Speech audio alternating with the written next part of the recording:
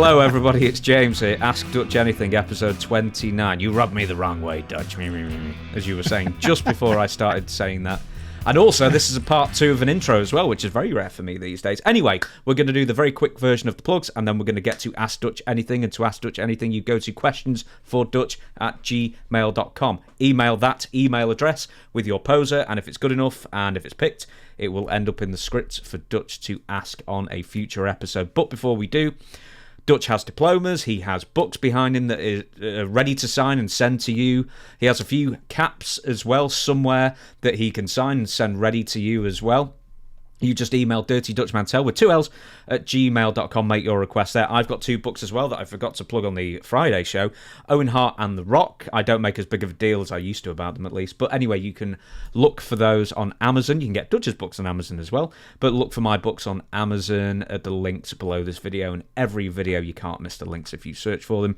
And also Shane Douglas' official YouTube channel is also the home of Franchise University with Shane Douglas, and is available on YouTube every Wednesday and podcast platforms. Yes. Does Shane have a book? No, and that is a funny thing you ask, because he's been trying to write his own book for about 20 years, and it's the same as Rob Van Dam. They keep trying to write it, and then they just don't, and then these fits and starts, and they'll all have a book at some point soon, or at some point in their lifetimes, hopefully, I hope. Anyway, as I said on the Friday episode, this has got to be a record week for us with people sending in fan questions. We've got so many, like in 3 figures quite comfortably. We got over the last week, outrageous stuff. So thank you very much for sending in your questions. questionsfordutch@gmail.com. And the first person, Gary Henn, did just that. Hey, Dutch and James, when are you guys going to try the WOOOOOOings? That'll be hilarious. As always, much respect, my guys. So you're going to try Ric Flair's Woo Wings? Does he have Woo Wings? Apparently so. Well, I'll have to try them. Where do you get them? I'm not ordering off the internet again. They'll probably send half a box. Well, you'd have to order from like a chicken place. What is wings or chicken, right? Mm-hmm. I'm not a big wing eater anyway, but I'm going to look into that, and I'm going to have to look it up. I never heard of it. Okay. Woo Wings. Well, Woo Wings might get. I think we're getting ribbed. I think we're getting ribbed on this. I don't think they got Woo Wings. No, I've actually seen Ric Flair hold a box of them. I don't know where you get them. Yeah. Well, I'm gonna check it out too. So that's on your to-do list. Where do you get Woo Wings? Well, we'll have to find out for you then. I mean, some people out there, I think, just want to kill Dutch with energy drinks and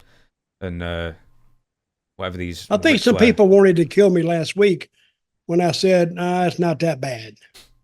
They wanted me to really just crap all over it. But I'm dedicated to the truth. Tell the truth. I'm going to get you wrong. It wasn't that bad, which was actually, it was better than what Ric Flair it deserves, really, to tell you the truth. We're going to move on. As I answer this question, Dutch, just bring your microphone a little further towards you. But next question is Jeremiah Johnson. First, let me say that you're one of my all-time favourite wrestlers. Thank you. I try my best. Also, thank you for your service. Thank you very much. And I'm also glad you've made a good recovery from being in the hospital. Well, it was a few years ago now, but anyway. I found your podcast a few months back, and I never miss an episode. You have the best podcast around. Anyway, thank you. I've also been watching a lot of your old matches in Memphis too. Definitely awesome. My question, Dutch, is I know you used to smoke cigars, and I see you now sometimes with a cigar in your hand on your pocket as you're gnawing away at one as we speak. Dutch, what are your top 3 favourite cigar brands, if you don't mind me asking? Thank you very much. Well, you wouldn't know it by looking at me, but I don't smoke cigars. I just have one here, tell you the truth. So I guess if you're asking for brands, I couldn't even give you a cigar brand right now. Could you, James? King Edwards a cigar used brand? to be one. What is it? It used to be King Edwards. I think I've actually got a pack of King Edwards downstairs from the Caribbean. Or maybe that's a potato. I don't know. But I hate King Edwards. I never liked them because that was like, I don't know. It was like the slough off of cigars. They have to be made delicately by hand, by the way. Can't have a machine make a cigar because it's it's what you would expect it to be. It's just you're smoking a bunch of tobacco leaf without any kind of a seasoning or anything else on it.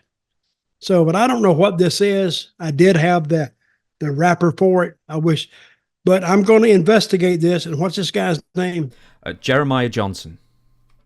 Jeremiah, if that is your real name, I'm going to investigate this. Write me Dirty Dutch Mantell with 2 L's, gmail.com, and I'll get back to you on it, because I just can't give away my cigar favorites right off the air for nothing. What about the flavorings of cigar? What yes, that is. What do you? But prefer? I was in Puerto Rico. They make cigars. They're called Cubans, and they do it the right way. It is a cigar you don't want to really taste. You want a little bit of the cigar flavor, but some of them will blow your head off if you don't watch it. You ever smoke a cigar? You smoke a cigar, James? Yeah. I mean, you don't inhale it. You don't inhale it. You just swish it around your mouth, really, don't you? Do you know anybody that inhales cigars? Wouldn't that be terrible? I was going to say, not that's alive, no. No, I don't either. So you smoke it, and I mean, it's got to be a smooth flavor in your mouth.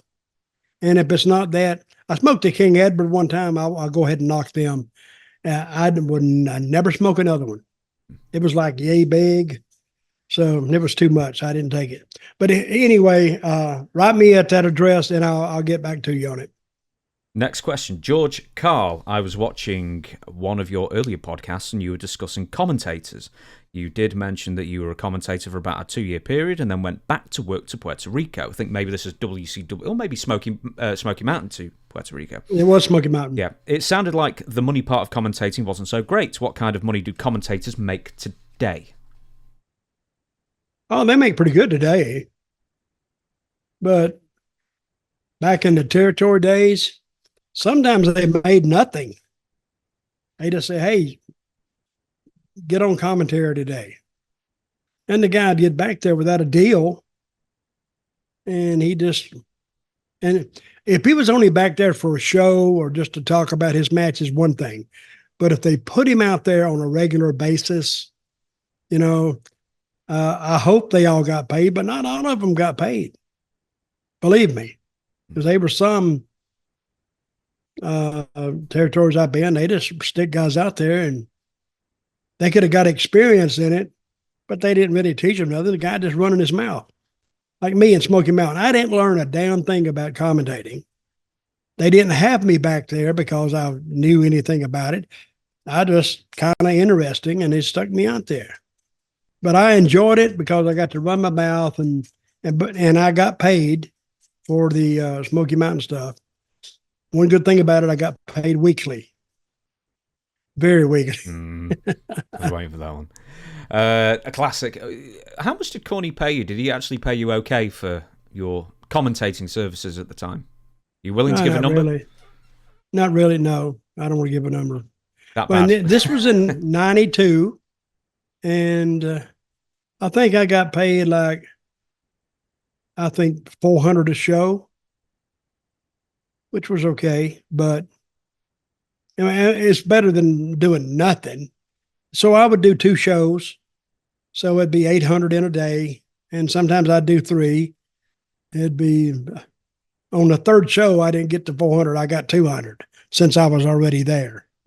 So I would get if I did 3 shows, I get $1,000. Well, which is not bad in 1983. Was that 30 years ago? No, 92, 93, around that time.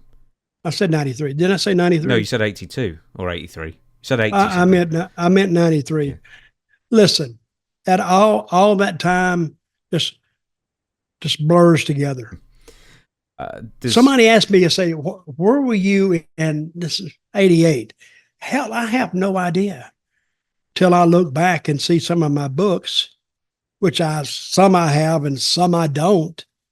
So I have to think, where was I? What was I doing? Because anyway, my wrestling career, unless, WWE or WWF and WCW, I remember that, my Puerto Rico years. I remember that. The rest of it in Memphis, the first Memphis, I remember that, and the rest of it is a blur. One year, I don't know what was wrong with me, what was wrong with wrestling. I hit 5 companies in 1 year. 5. So, Busy. because I was crazy, I guess. I don't know. Now, one more follow-up question is, you said you enjoyed doing commentating. Would you consider doing commentating work if given the opportunity again? I would. Because you get to sit down and just run your mouth and make the points they want you to make. And if you listen to, I think the part of color commentary is an art that is strongly overlooked. Because if you remember the days when Bobby Heenan was doing color commentary with Vince McMahon or whoever he did it with, he was good. Jesse the Body was good because he just didn't talk about wins and losses and what he would talk about anything he could tie into the match. He would talk about it. Jerry Lawler was good because you can't even listen to the commentary now. They're just talking about, well, he probably feels this or that. But with Lawler and those guys, they said, well, I talked to him back in the dressing room, and you know what he said, blah, blah, blah. He said something worth listening to. See, because that is as important as the match. Now, I hate to say this, but I turn my commentary down and just watch the match. That's what I do, because I don't think they're very good. None of them. Next question. Charles Adams. I've been enjoying your career since Memphis, and now the podcast has really opened my eyes about behind the scenes. You may not remember this, but we met back in 95 or 96 in Louisville, Kentucky, an IWA Mid-South show ran by one Ian Rotten. Given the bad taste that Ian Rotten and his promotion has in wrestling... I'm sorry about that. I'm sorry. Given the bad taste that Ian Rotten and his promotion has in wrestling, I was wondering, what are your thoughts on death matches and the wrestlers who do this very dangerous style of wrestling? We talked about death matches recently, but because you mentioned Ian Rotten, you've got to give us some stories on working for Ian Rotten in the mid-90s, late 90s. Oh, my God. Going to his show is not like going to a wrestling show. It's like going to a house of horrors. It's just too much. It's glass and blood and tables and ladders and, knives and bottles, and it's everything. If you want to see just a tragic battering of the human form, go to one of his matches. I mean, it was just, I've seen some clips, and it's IWA if you're looking for it. Mm-hmm. Just look IWA Louisville or Kentucky, and you will see some really bloody stuff. But in seeing that stuff, I think it gave a certain segment of the audience with the belief that, hell, anybody could be a wrestler. All you got to do is go out there and maybe take a fluorescent lighting, one of those long ones, and break that over the guy's head or across his back, or take a shard of glass and stick it in his head, or whatever. It was just, wrestling is more than that. See, there's no storytelling to it. There's no art to it. You could go to any bar in any city in the United States, and if you just had a wrestling fan in there and he wanted to wrestle, you could walk out and put him in the ring probably 2 nights later, if he'd do it. But that's how much talent it takes to do that hardcore style. That's why I refuse to do the hardcore style. I went to matches and they want me to do hardcore. I said, I'm not doing it. Well, that's what it says on the poster. I said, I don't give a crap what it says. why did I'm not doing it. Why did Ian Rotten book you then? So if you made your position perfectly clear, you wouldn't do what he wanted to do in a hardcore. No, people knew me, and I'd have an ordinary match. I told him, he knew not all of his matches were hardcore, but a lot of them were. I'd say more than half were. And it was just, but I'll say one thing, you didn't know what you were going to see when you went to the show. It got so bad for Ian that the Kentucky Athletic Commission, and you never hear about an athletic commission. They actually, I think they had disbanded. Then they went back into business just to moderate him, just to handle him. You know, they come up with this thing, and I'm sure everybody that's watched the internet, you see these big, long fluorescent lighting bulbs and long. But that's one of the most dangerous things you can have. Yeah, they're full of gas. The reason, yes, because when you break it, you see that little gas, that white gas come out of it. That's what can kill you if you have enough of it down your lungs. That's what's the dangerous part about it. But these dumbass wrestlers or promoters who've never even read a book or read a newspaper don't even know that. So, but very few hardcore matches do I enjoy. I think WWE still tries to have them. And you have the tables and you have this and the barbed wire and all that kind of stuff. And you can only do that so much because now the people are saying, you can give it to them inside a story. You can do that. But without the story, if you want the hardcore match itself to be the story, I think you're mistaken about any kind of interest you can generate around that match. The gas itself is argon in those light tubes, and you don't want to be breathing that stuff, especially in a confined space. Is it deadly? Yeah, it can be. Definitely. Okay. With that being said, any personal stories about Ian Rotten? I mean, was he decent at payoffs or anything like that? I mean, I believe one time he allegedly he paid someone in crack. That was me. Hope you negotiated a good deal for yourself. Yeah, that wasn't me. Yeah, a few grams worth. No, he paid me pretty well because he called me up and what would it take for you to get you to come to Louisville. And I give him a figure, which was pretty high, but I give it to him. So if he wanted the dicker, then we could come down a little bit. So he thinks he's getting a deal, but it was more than I wanted in the first place. So he didn't pay, well, he didn't pay me that bad. And he had some, he loved wrestling. I don't take that from him. Pretty decent guy, really. But I've seen some crazy stuff he did. And I heard a lot of stories about him. But that's the way he broke into the business with the hardcore. He was Ian, and he had a brother, Axel. Rotten. Axel's dead now. Yeah. And I think they worked a little ECW, and they worked that hardcore style. And as far as wrestling, he didn't take arm drags and slams and drop kicks, and he didn't do that stuff. It was just hardcore stuff. Take them outside the ring, beat them up, or you get beat up. Go up under the ring, do something. But all the matches were totally different if you can get past that hardcore stuff. I was reading about a guy that was in Puerto Rico one day, or he was in TNA, and he went out there and, you know, for the lighter weight guys, it was, I guess, the cruiserweights.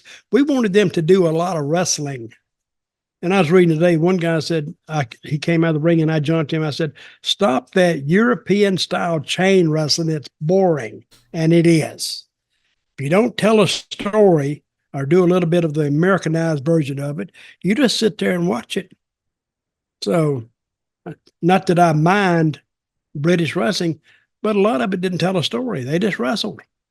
And you see it on the United States tapes too. Guys just wrestle, but they don't wrestle for long. You know, for TV match to go 10 minutes with just wrestling, people go like this. They'll turn the channel. You don't want them turning the channel. Give them something that's going to hold them over through this segment so we can bring them back. So that was it. Next question. Paul Mills, wondering what is Dutch's relationship with Triple H, if he has one? Also, with Triple H being someone that has an affinity for wrestling history, and we get this quite a lot, if he called Dutch to go into the Hall of Fame, would Dutch accept it? Well, I don't expect Triple H to be calling me or anybody to be calling me. He might call you something. Yeah, he might call me, hey, you hairy bastard.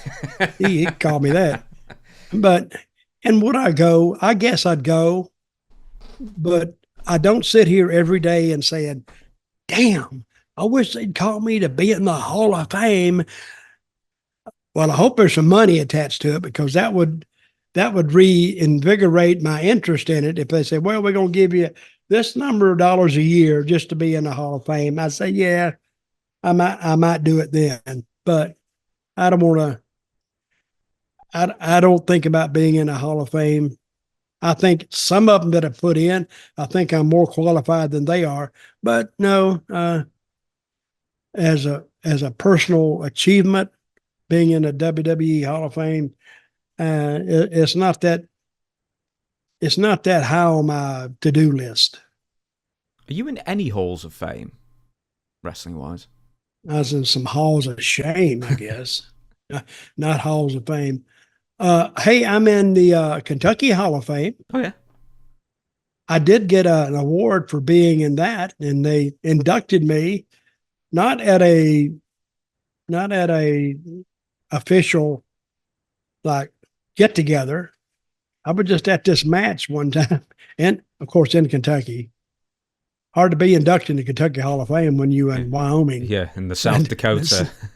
It's just missing its mark. But I went out there, and I think me and Ricky Martin were both inducted at the same time, and we gave our induction speeches, and I talked for about an hour, and then I says, well, in conclusion, I'd like to add.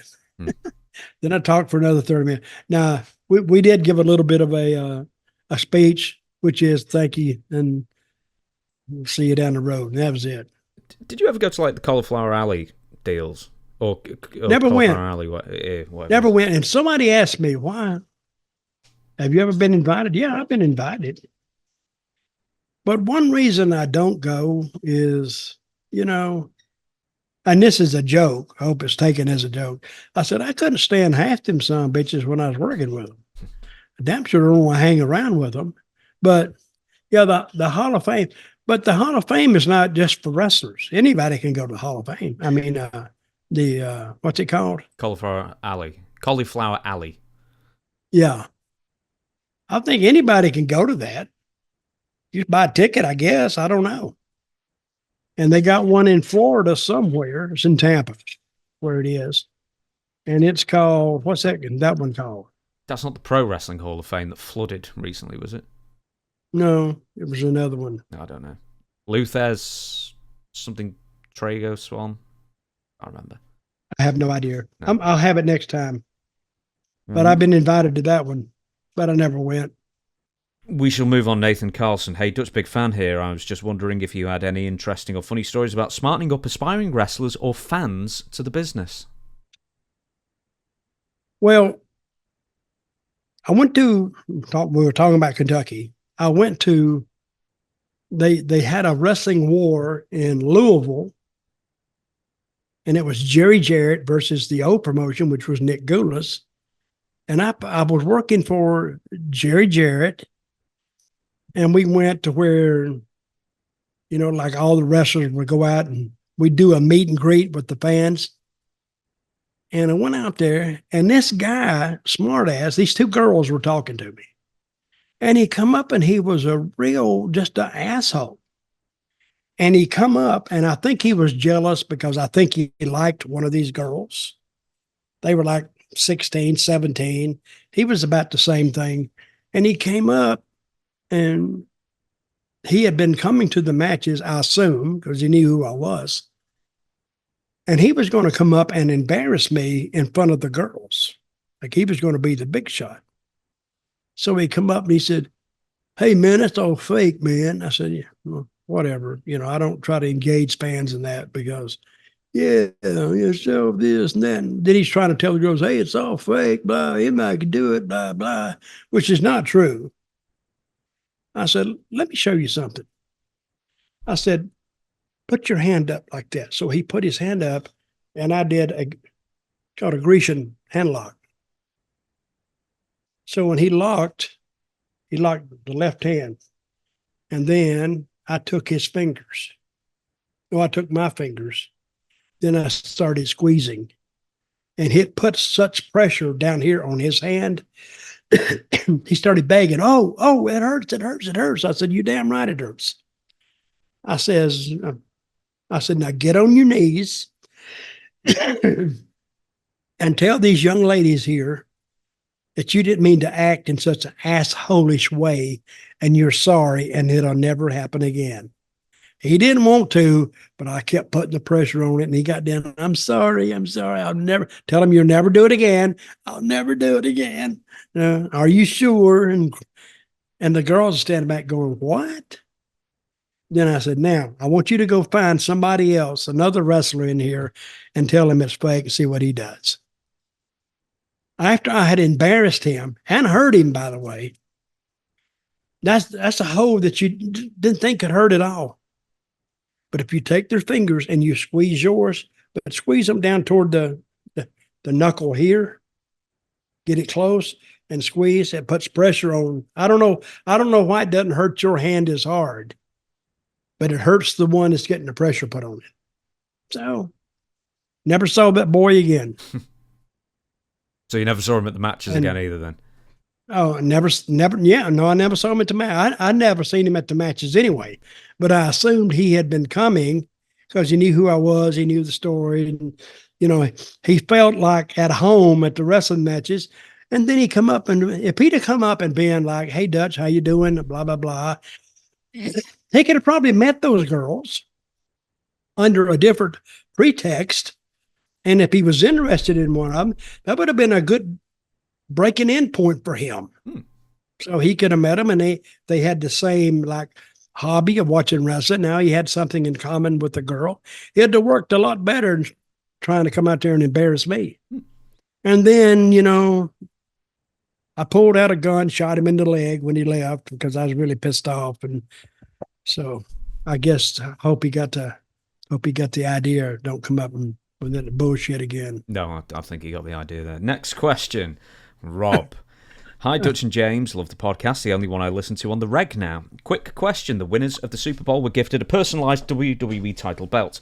Considering all the Vince, Ashley, etc. stuff lately, if you were in charge of the Chiefs, would you accept the belt considering it's just a publicity move or refuse it? Thanks, guys. Keep it up." Oh, I would have accepted it. Because if you look at the wrestling fans, football fans, more or less the same. Not all of them, of course. But it's a contact sport, and they use NFL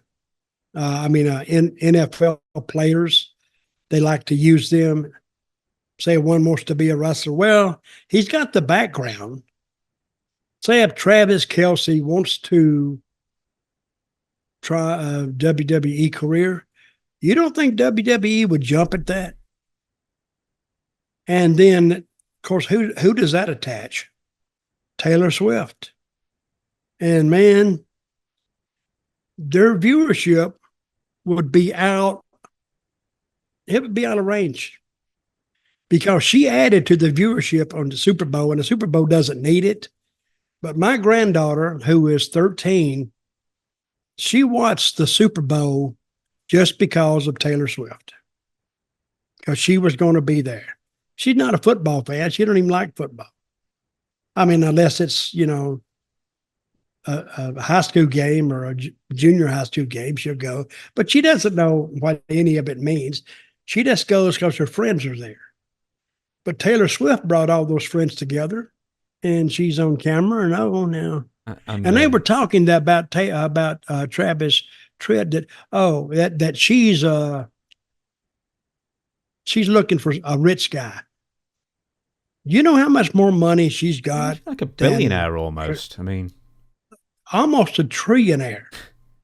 She did these tours and she was a billionaire just off the tour. So, I mean, she is more over than the NFL is in the other parts of the world. And she didn't sell out Brazil, or whatever it is, a big city there in Brazil. She packed the stadium. So she's more over there than American football is. And you know her connection to wrestling, don't you? Jeff Jarrett. Yep. Tell people if they don't know. Well, Jeff Jarrett, she came to Nashville, which was a smart move on her part, because her father wanted to get her in country music, in the music business. So she came to Nashville and shopped herself around.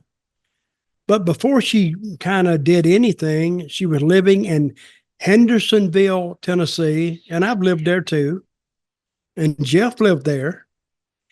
And Taylor Swift used to be the babysitter for Jeff Jarrett's kids. I think he had 2 or 3 kids, 3 girls, I think. And they'd take them, I don't know if she would come over to Jeff's house or they would take him over to her house, but she would babysit for Jeff, and that's how he knows her. So, and she used to go to Hendersonville High School and do all that stuff. So, and that's where she met that Scooter Braun, that guy she hates. That's why she redid all her albums, because he owned them and she didn't want him to own them anymore. So she redid them all. It was like 12 or 13 albums, redid them all. And after she had blasted him so much, nobody would buy a Scooter Braun copy anyway. Because if she tells her followers, don't follow this guy, they won't follow him. I mean, I don't know what she's got, but whatever it is, I call it chemistry. Mm-hmm. People feel like they know Taylor Swift. And she's the type that she doesn't meet strangers either. She's always hugging people, and like she's known them all her life. And that's what they want, because when they see her, they automatically like her. And I don't know how old she is now. I think she's probably mid-30s, maybe. But she still looks, how old is she, you think? Oh, hang on, I'm just typing that as we speak. She is... Where's the Wikipedia? You say 60, 67. What? 34. She's 34. Okay, I was right. But she still looks like a young girl, dresses up like a young girl, and goes out there, and people go nuts. And she has a hell of a show. So, but that is her wrestling connection. Now, we're going to go back to Rob's question here, and I'm just going to sort of like change up a bit. You mentioned WWE giving out these championship belts as a PR exercise, which they do. They've been doing that for years, and I don't know if like NFL players were actually bringing their own belts first, and then WWE started getting in on that. I don't know, chicken or the egg. But is that the entire reason why WWE's like, you know, the one on Roman Reigns currently is so ugly? It's just one giant logo, and I hate that belt, man. It's like all the fantastic belts they had in the old days, and then they've got this just giant logo. It's hideous. And what's the question? Why do they use it? Yeah, is it purely a PR thing that you think they go for that design? I have no idea. I don't know. I never worked in public relations or in belt design, but I would think they would. It's huge, isn't it? Mm-hmm. It's almost too big. But I don't think the people notice that. I think they want the WWE logo to like take up the whole screen, which is what it does. So by them going out there and putting it up in front of 125 million people, the WWE belt, and they put it up while they were still celebrating too. And that gets the name out there. That's what see, this is an advertiser driven business. NFL too, and wrestling. It's all advertiser driven because, if Fox that hosts SmackDown now, if they couldn't sell no ads on a WWE show, guess what? You wouldn't see WWE on the channel at all. But since they can sell WWE ads, and now they're doing, they're putting in, well, they've been doing this for a while. They're putting the individual talent in some of these commercials. And I don't know how that works. I don't know if that works into their downside or whatever, or they get paid separately for that. I have no idea. But it's really good for everybody. I think it helps WWE, it helps the talent, and it helps the sponsor, helps the advertiser. I'm looking behind. I think you can see as well, Dutch. That Yes, belt there, the Winged Eagle, and I managed to get a turquoise version of it, like the Ultimate Warrior one. I don't think that. Show me that. Can you? You can see it. If I can't be bothered getting it. It's in the middle. Yeah, it's the turquoise. Yeah, it's got a turquoise leather strap on it. Yeah, I see. Anyway, it's like that's like an iconic design. Everyone knows it's a WWF belt. I've actually got on my screen here the WBC boxing belt, and that's another wonderful. It's actually got a green strap as well, not too dissimilar to that. It's got the logo on. You can't miss it, but the logo doesn't overtake the design of it. And it's the same with that. It's the same with the old WCW heavyweight belt or the NWA. There's been so many great designs in the past, and now it's just the new belt design. It's like a design designed by committee, by people in suits. And that's something that sort of ruins the specialness of it. I'm sure it is. Because the WWE is huge. Yes? Mm-hmm. The WWE words, the letters, are huge. And that's what slaps you in the face. The other part of it is just overlaying the metal part of it. And it's easy for a camera to pick up, and you know what it says. I think that's why it's there. And I don't know if it's by committee or not. I think the committee has to, or whoever says this is okay, I bet it's voted on by committee. And a lot of them say, yeah, just do that one, do that one, do that one. I don't think they're worried about how iconoclastic it looks. Just that, do you see WWE? Yeah. The logo on the belt. Yeah, I think belt design should come first and the logo belts afterwards. used to be like this. Used to be. Years ago, I had one, and it was like triple size of like a belt buckle, a big belt buckle. That's how big it would be. Did you ever see that? Was it Mid-South? Did you ever see that massive one? That actually, I think the AEW heavyweight title was like based on it, and it was like the size of like a silver tray. It was enormous. It must have been the heaviest belt ever made. And I think there's a photo of like Magnum TA holding it, and Magnum TA is a big guy, and it covers 2/3 of his torso. It's huge. Yeah, that's where they were, and that's where they become. And then somebody said, "Hey, cut the belt down, please. It's just too bulky." It is. Looks good on it looks good on a wall, but for a champion to wear to the ring, it's too bulky. Yeah, it'd pull the wall down if you put that Mid-South one down. Anyway, we're going to move on. Mike Rolfs says, Dutch, I saw you do an interview on Boston Wrestling with Dan Mirade. I heard he has died recently, which he has. I always liked Dan. He was the one doing all the controversial interviews with guys like the Iron Sheik and Marty Jannetty. I guess he also paid Tony Atlas's mortgage for a couple of months and also bought Tony a computer. Then I guess things went south and Tony started trashing Dan. Did you hear anything about that? So first off, this guy Dan of Boston Wrestling, who died either last year or the year before. Do you remember working with him? No, I remember working with him. I went to a couple of conventions with him, and he had a table, and he just said, "Hey, you want to share a table with me?" And I said, "Yeah, no problem." I was close by, and we did one in Atlanta, I think, and we did a couple more. Good guy, huge wrestling fan from Boston. But I never went up to Boston. I don't know where I did that interview with him. I may have went to Boston and did the interview with him. It's been a long time ago.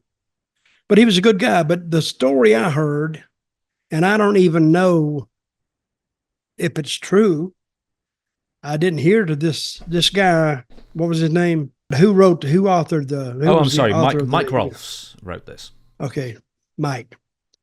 Well, I heard about this just lately that Dan gave him something like $10,000 to do this stuff, to appear a couple of deals or whatever, and he didn't show up. Who's this? And he didn't Tony. He paid Tony Atlas. Right, yeah. Paid Tony Atlas $10,000 was what I heard, and he no-showed him. Now,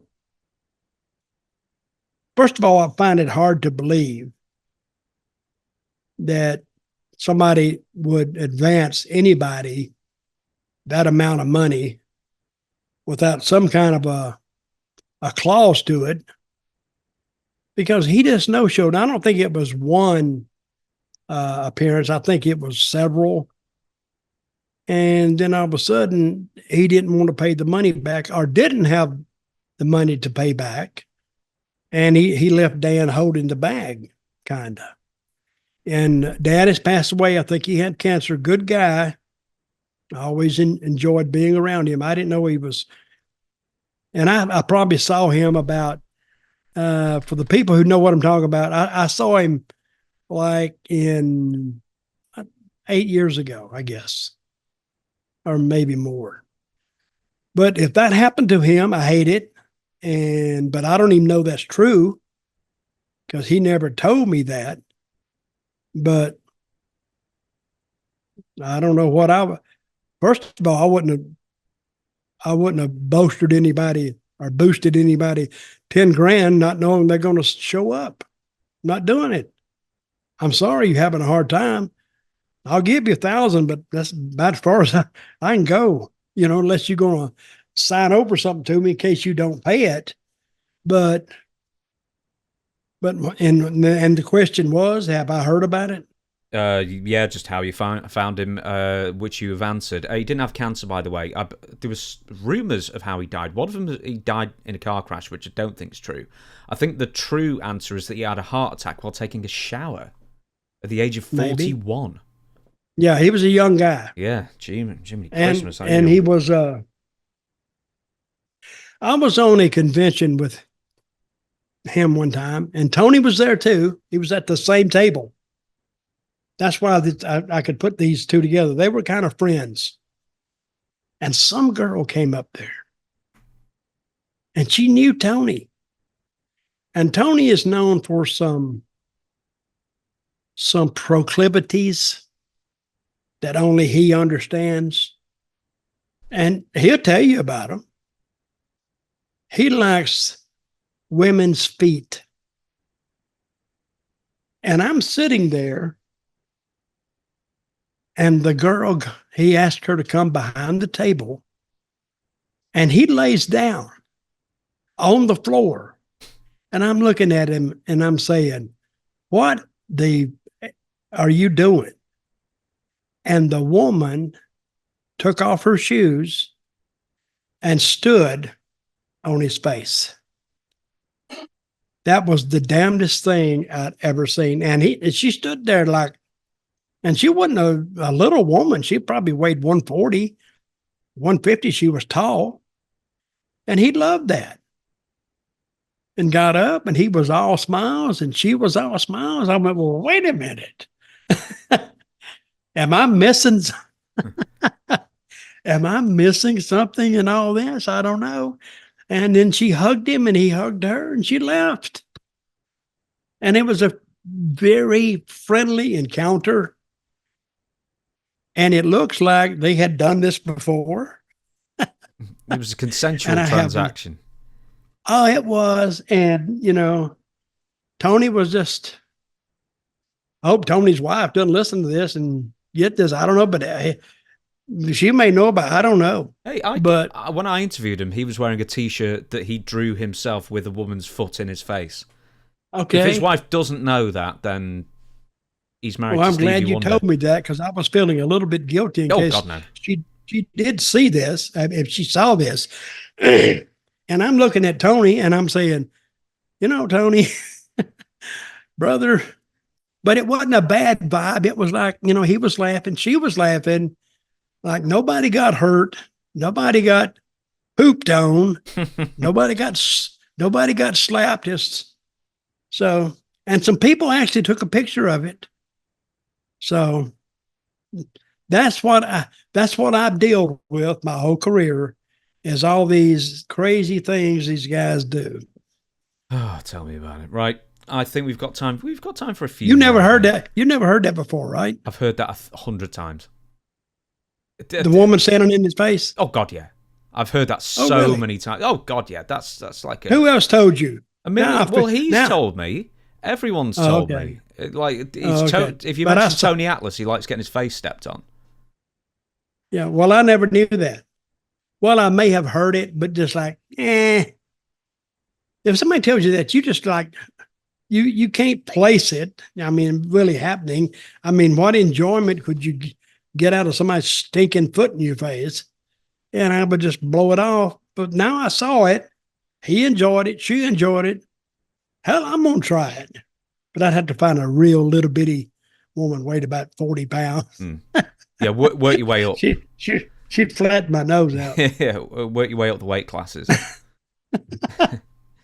We're going to move on. Jake Jordan. I believe that since leaving WWE, Jon Moxley has sunk so low, reverting back to hardcore and death matches and looking like, as Jim Cornette would term him, a plumber. Do you feel the same way about Moxley and preferred his Dean Ambrose run far more than his AEW persona? So not a fan of Jon Moxley over Dean Ambrose, I guess. Here. Well, when I was in TNA, you get publicity photos or promo photos from guys that want to come in. And I saw, and Dean Ambrose sent it in. And I'm looking at him. And at the time I says, there's nothing, and this is not a knock on him. It's just, I didn't see any intrigue about him, the way he looked. And it's funny that he did look like a plumber. I don't know what a plumber looks like, or a hourly worker. He didn't look like a star because he stood there and his body is not overwhelming, and his face his hair was short, and he didn't look like somebody that you could build a promotion around. Now, when he was with the Shield, he was covered. He had Roman Reigns and what's the other kid's name? Seth Rollins. I don't know why I can't remember that, but I can't. He had those on both sides of him. So, and you look at where Seth is now, and you look at where Roman is now, they're stars, big stars. And he's in AEW, but he's still not a star, I don't think. He's there. He's one of their top guys. But when he comes to the ring, and I think he has lowered his work rate. They say work rate. That's a Dave Meltzer term. The work rate was off. I hate that word anyway. But he's relying on just the hardcore stuff. And that won't get you there. I mean, the hardcore stuff, I mean, Terry Funk worked that style, but he's Terry Funk. He's something different. So I used to just love Funk's interviews. He had something about him that kind of reached out and grabbed you. No disrespect to Mr. Moxley, because I love him. I love his wife. She used to be the announcer in WWE. I love her. Yeah. Renee, she was great, and he's a great guy.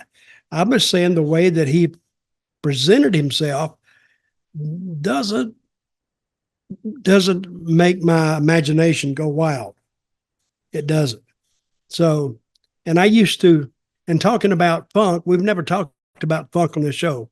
We have. Funk is, well, anyway, but Funk was nuts. He was crazy. And so I had a match with him in Puerto Rico one time. And it was me and my partner, Frankie Lane, and we were in Ponce, which is a Friday night town. It did okay, but it had a huge arena there. We never filled it up. But toward the end of the match, he went, clothesline me. Well, I give him the clothesline, and he didn't get up. It's toward the end of the match, and the bell rung, and he was down. So the next day I saw him, like we'd go to the beach, and he was out there with Dory, and I'm out drinking beer, and it's about 2:00 in the afternoon. You got to leave at 7.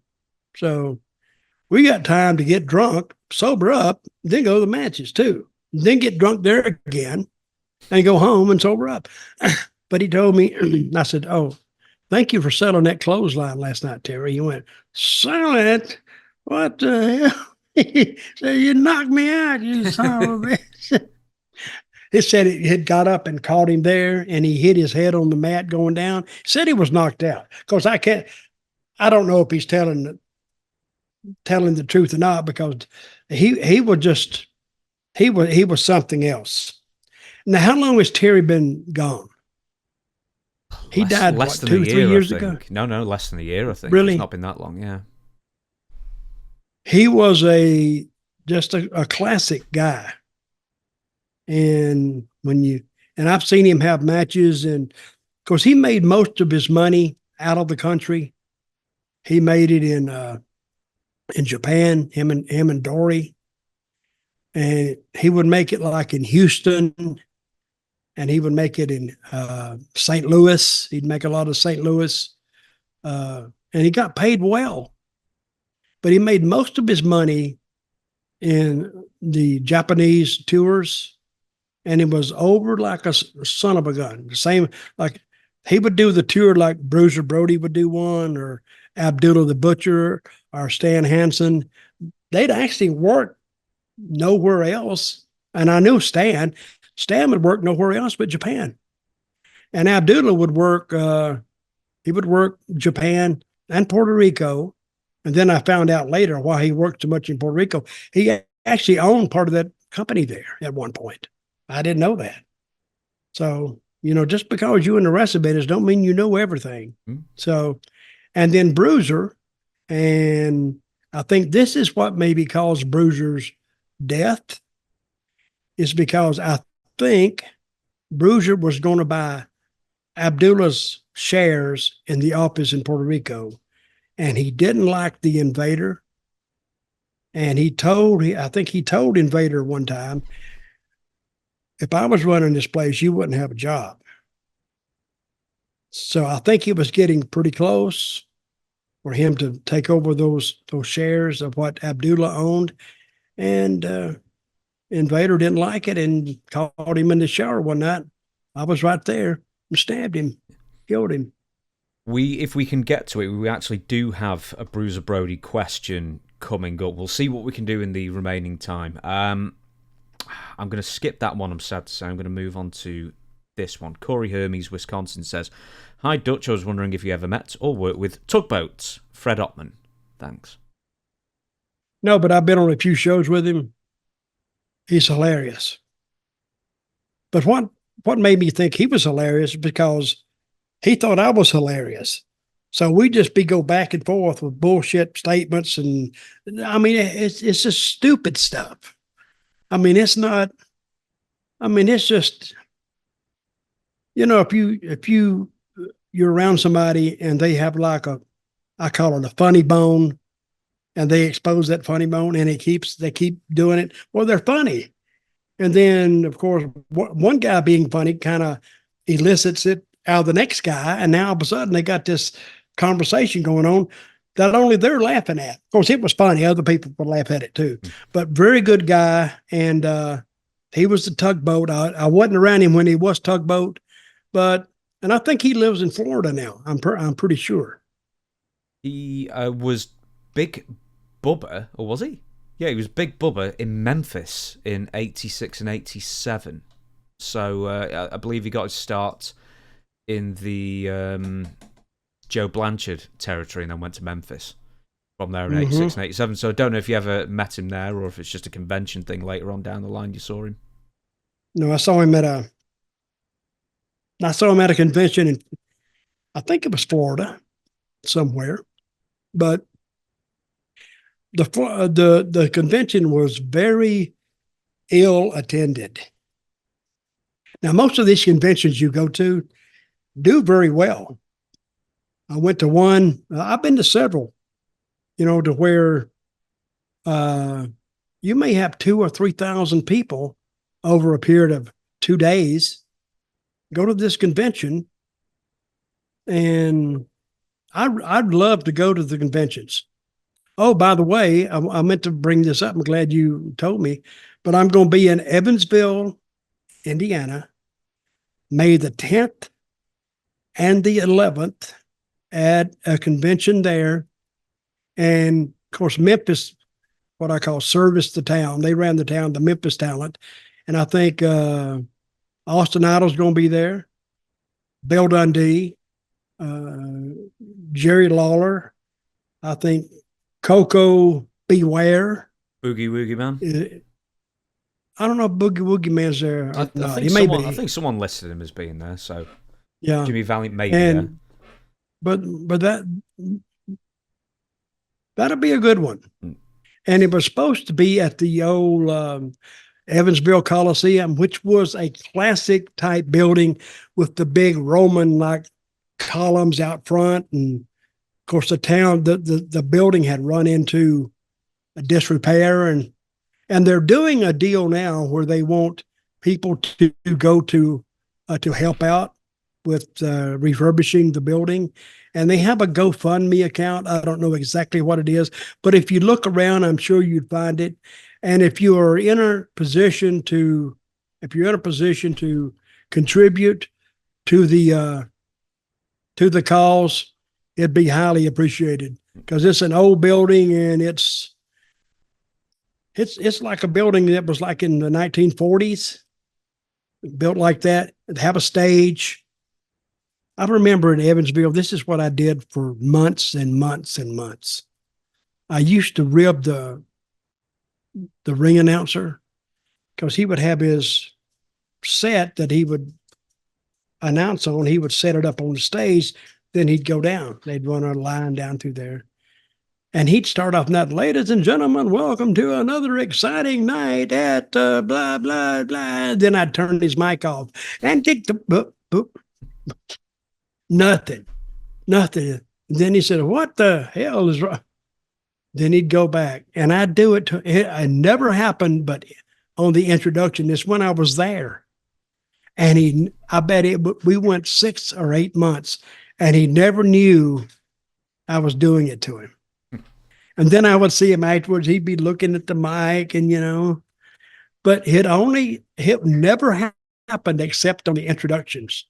And then one night, another guy did some intros, and I went out there, and it happened to him, but he was standing right there, and welcome to nothing was coming out of his mouth. And he looked at me and he says, "You son of a bitch." He said, "You've been doing it all this time." I said, "Hey, no, it wasn't me, because I can't take and I said, it was Lawler. It was Lawler this time." So I blame Lawler.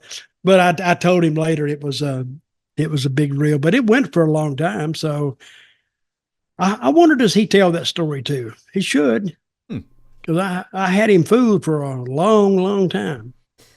All right. So what was the question? Oh, we're just going to finish on this one question. Rose has asked, were you ever considered for ECW, or did Paul Heyman ever reach out to you? That's a good question. Yes, Paul Heyman reached out to me. Did he really? Yes, he did. I didn't know that. But he never booked me. I said, "Listen, I think he called me for something else, I guess." But we got to talking about it, and I said, "Hey, book me up there." "Oh, anything you want, blah, blah, blah. You know, it's like when we got off the phone, it was like, well, hell, he's going to book me on the next show up there. But he never did book me. I don't know why. So, and another thing about, I forgot what I was going to say. Hold it 1 second there. Okay, 1 sec. Okay, Dutch couldn't remember that story, but he's got another story. I got 1,000 stories. I just can't remember them all at one time. But one night we were working for Continental, and Eddie Gilbert was the booker. And Eddie and Paul go back a long way, because Eddie was actually the first one to book ACW in the early days. Mm-hmm. And then I forgot what happened. Eddie fell out with them, got mad at them or something. Then Paul took over. But one night we were in this town in Alabama, and he did something to me. I forgot what he did. Oh, I was reading a book, and he went in there and cut the pages out, the part I was reading. He knew where I was. And he cut about that much of the book out, which is, and he would cut it, around the edge. He'd take a razor and he'd cut it around the edges, and he'd just take the middle part out and throw it away. So when I would get the book, I'd open it up, and all the middle was gone. And I knew it was Paul. Paul was at the ring because somebody had just gone to the ring. He was managing them. And I walked to the ring, and I had my bullwhip with me. I said, "You son of a," because we didn't have many people there anyway, so we was kidding around. And I walked him around the ring, and I was popping it and the people. And then I went outside. He went outside the building. He went out the side door, went around, and the people followed us, went all the way around. We went around the front, and he went around the side, and it went back in, and then went back to the dressing room. But the thing is, the people, actually about 50 of them, followed us outside the ring. And it was during a match. And I bet they went home and they said, what the hell were they doing? And what was supposed to happen? But if I could have hit him, I would probably popped him on his butt just a little bit, because he used to make fun of the whip. And, Paul used to be, this is another story about Paul. Paul was released from WCW, and a lot of people don't know why. I know why, because I was in Atlanta airport one day, and I was trying to change my seat, and I looked in, and Paul was at the counter with I think it was Delta, with the Delta people, and they were changing paper back and forth and looked like tickets. What he'd do, he would take these tickets and he would keep changing them till it looked like his name showed up in the position of the payee, like that he paid for the ticket, because he couldn't change it around and get his money back. If WCW had paid for the ticket, they wouldn't send him the money. He just canceled the whole ticket. Some of those tickets, $500-$600. So when he finally got it to a position to where the payee was Paul Heyman, then he'd cash them in. And they don't tell him how much money he got off that till they caught him. I don't know why they didn't charge him. That's criminal. So, but I don't know how much money he made, but he made a little bit, because he was on top of it. So he had that. And I asked him what he was doing. He said, "No, nothing. I'm just, changing the ticket, changing the seat. Hell, he was canceling the whole thing and asking the money to be refunded to him, whereas WCW had paid for it." Sorry, Paul. I busted your gimmick there. I'm sorry. You can call me and be mad at me. He was one of like the best paid people in WCW at the time, and I think he was the only person who was on the road who actually had a proper contract with Turner. So he had full benefits of employee, being an employee that everyone else didn't. And he still managed to ruin it for some reason to get like a few thousand back on the flights. Dutch? Paul comes from a legal family. I think his father, I'm not sure of this, was an attorney. His brother was an attorney. So he was always on top of that stuff. So, and if he was the only one that had a proper contract, which I don't believe, I think Sting had one, and Luger had one, and Flair had one, and Oh no, they were better paid, but I think because I don't know if it's because Heyman was doing commentary as well at the time that there was, as well as being a manager, that he somehow ended up being signed to Turner or WCW, and everyone else was still an independent contractor. Have you ever seen the tape of Sid breaking his leg? Yes, I have, and every single time I have to Google Sid, God, and search an image of Sid, that always comes up, and it always freaks me out. I hate that. Well, he told me what happened. They wanted him to jump off the top rope. That was Johnny Ace. John Laurinaitis told him. Okay, and Sid didn't want to. He says, you know, Johnny Ace has such a way of talking. You want to slap him. Hey, Sid. Hey, look like he's talking through like a water pipe, a hose pipe. Hey, Sid. There's something wrong with his voice. So he kept on and kept on and kept on. And then he broke his leg. And you see it right on camera. It is so horrific that you can't look at it. And I don't know, how much money do you think he got out of that? Oh, well, we think it was millions, don't we? Oh, yeah, it was millions because he's never worked since. So I think it was in Sid has always been litigious. Is that the word, litigious? Litigious. He would sue in a minute. So he got him a good lawyer.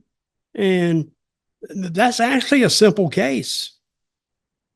And they had him jump off, and he didn't want to, and because he feared that.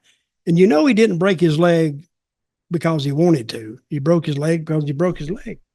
So, but anyway, and you know, I could never figure out how Johnny Ace advanced as far as he did in the wrestling business. Oh, it's because I don't think he was such a astute mind about the wrestling business as much as, I don't know. Okay, there's two things. What do you say? And I will shut down the podcast after this because I'm starving. As I said on the Friday episode, we shut down this podcast if one of us gets hungry.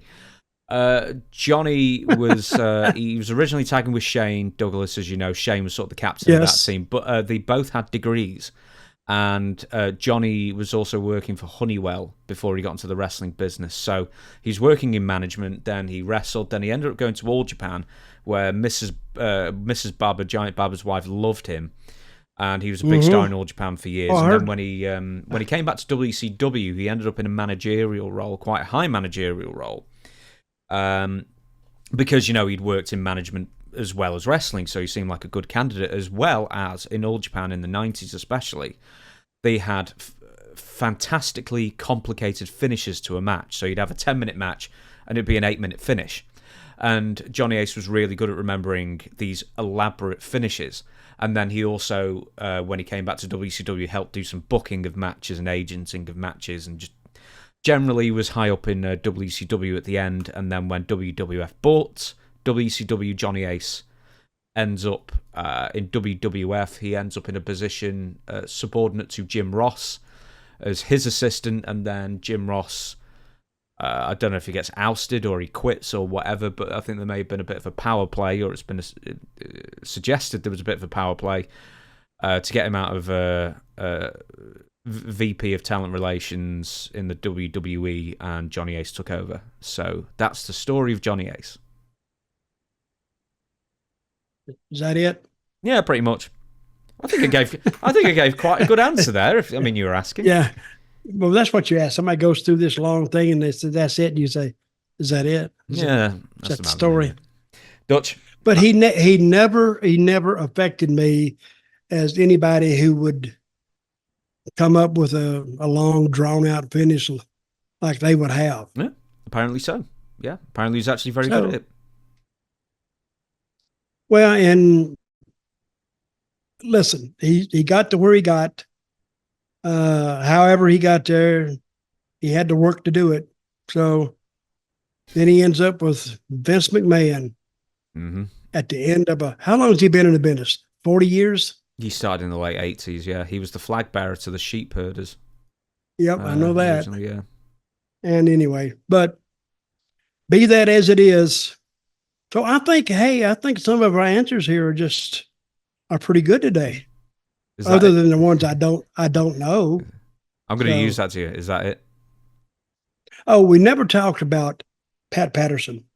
No, we're saving that for Friday's episode. Yeah. We're saving a few things for Friday's episode, so we'll be talking about Pat on that as well. To me, Pat was the finish king.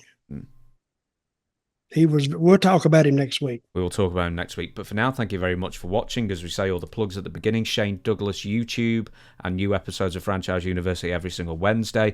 And the one thing I forgot to say at the beginning is Pro Wrestling Tees. You can get t-shirts from Pro Wrestling Tees of official Dirty Dutch Mantell merchandise that you should be wearing, Dutch, because I know you've got the t-shirts, but I actually have worn them this time. But don't force me to tell the story between yesterday and today. Mm-hmm. I'll remind you on the day next time. But for now, thank you very much for watching. If you want your questions answered, questionsfordutch@gmail.com, and Dutch, we the people. Hey, one thing before we go. You know what we ought to do? We ought to start getting a little mini bus and story time with Dutch, an hour trip, and charge just to ride around. Just for an hour. They listen to this bullshit, listen to the stories. Go to where there's a need. I think we'd fill the bus up. Hey, I think we, because I'm coming to Tampa, I think in April, maybe. Yeah, we'll do that. We should do it. Yeah, we should do a live. We should do a live show or something. I do the Uber stuff, called the Uber Wrestling Tour. I think it would go. Or an open top bus, and just and we just ride around a while, and I have my little microphone, and I'll be telling a bunch of crap. I've never driven on the right-hand side, so that might be fun if I drive. Can you drive on the right-hand side? I've never driven on the right-hand side, no. I've never driven on the left-hand side. Well, there you go. We could do it internationally and then just have like the least qualified person drive. So it'd add to the flavour of it. I'm starving, Dutch. Let me go. We the people. Go eat. I will. Thank you, guys. Thank you, James. Very good.